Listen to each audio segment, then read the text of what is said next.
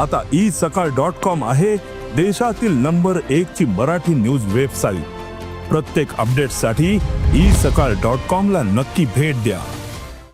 सासरच्या लोकांविरोधात पण ताई रोहिणीताई वगैरे त्यांचे कार्यकर्ते वगैरे धमक्या देतात, आम्ही तुम्हाला बघून घेऊ, धमक्या देतात, जीवे मारायच्या वगैरे, म्हणून आम्ही थांबलेलो गुन्हा दाखल करण्यासाठी।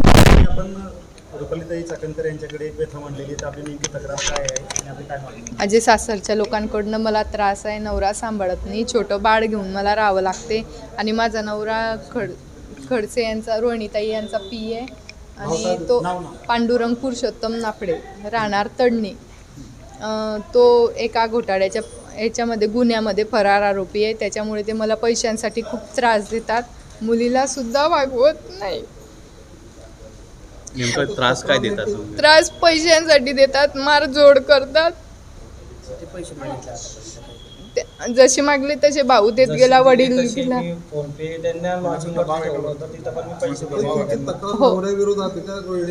माझी सासरच्या लोकांविरोधात पण ताई रोहिणीताई वगैरे त्यांचे कार्यकर्ते वगैरे धमक्या देतात, आम्ही तुम्हाला बघून घेऊ।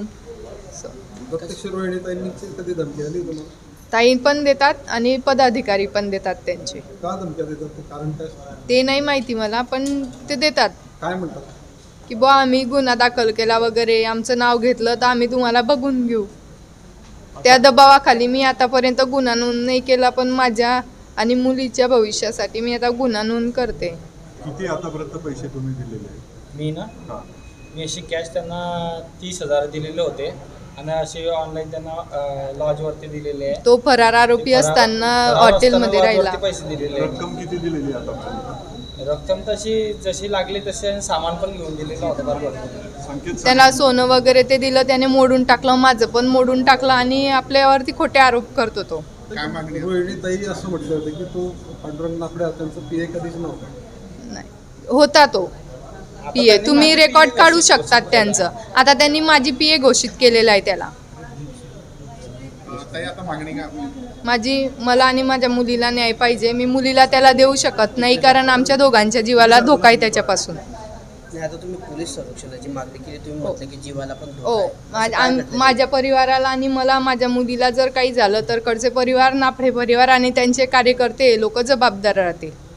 नाव काय तुमचं? माझं सीमा पांडुरंग नाफडे। चाकणकरांनी काय आश्वासन दिलं आता? ताई बोलल्या की आम्ही तुमच्या पाठीशी आहे, सगळी यंत्रणा तुमच्या पाठीशी आहे। तुम्ही तक्रार देणार आहे का मला? हो, मी गुन्हा दाखल करणार आहे। बरं, तुमचं असं म्हणणं आहे की थेट किंवा रोहिणी खडसे यांच्या दबावामुळेच तुमची तक्रार आता? हो, त्यांचे कार्यकर्ते आणि त्यांच्यामुळे की ते धमक्या देतात, जीवे मारायच्या वगैरे, म्हणून आम्ही थांबलेलो गुन्हा दाखल करण्यासाठी।